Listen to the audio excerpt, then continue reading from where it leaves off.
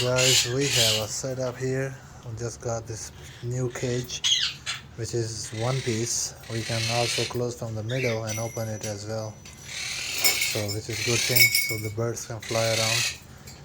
These ones are single for now, so they can enjoy a couple more days, and later on we'll put this one and that one, blue and green together.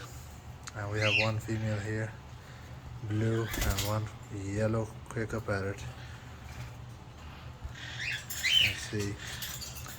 And we have African greys here, white ringneck here. She's not that old.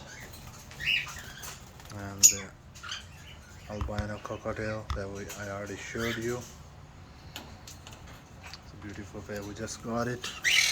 And we have a bunch of lovebirds, which we're gonna move them here in this cage.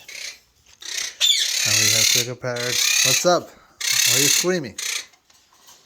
And we have one of the cockatiel pair here. And one is in this cage, which is sitting on the edge. And we have yellow ringnecks here. And trying to get them breed. So I'll keep you guys posted.